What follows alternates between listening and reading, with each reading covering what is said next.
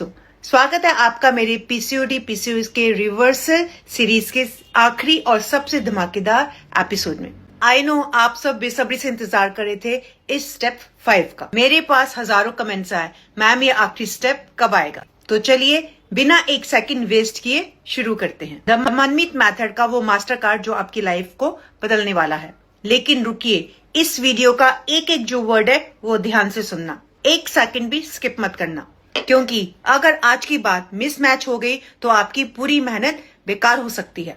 हमारा आखिरी और सबसे जादुई स्टेप है 16 घंटे का गैप। कल हमने 4 स्टेप में शाम के 5:30 बजे अपना आखिरी मील लिया था। अब यहाँ से हमें थोड़ा दिमाग लगाना है।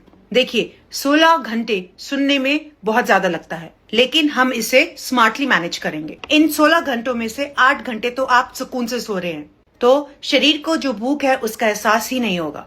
बाकी के घंटे हमने सुबह के वक्त फिक्स किए हैं।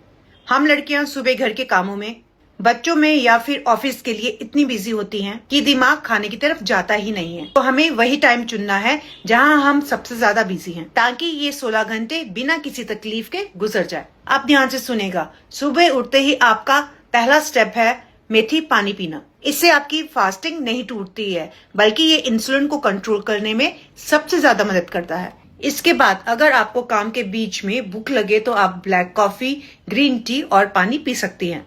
ये आपके मेटाबॉलिज्म को बूस्ट रखेगा और आपको एनर्जी देगा। एक बार फिर हिसाब समझ लीजिए।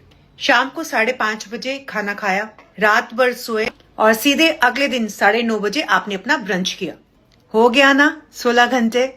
देखा कितना आसान है। और हाँ, आप ये 16 घंटे का गैप अपनी पीरियड्स में भी बिल्कुल कर सकती हैं। ये उल्टा आपकी सूजन और क्रैम्प्स को कम करेगा। बस एक बात का ध्यान रखो, रात के 10:30 बजे तक आपको सो जाना है, क्योंकि जो नींद ही है वो आपके हार्मोन्स को रिपेयर करेगी और गहरी नींद में ही आपके नए हार्मोन्स बनते हैं। पर यहाँ एक और जरूरी बात, अगर आपको diabetes, fatty liver, high BP या फिर थायराइड जैसी मेडिकल कंडीशन है, तो आपको क्या लेना चाहिए और क्या नहीं, ये एक बहुत ही सेंसिटिव बात है।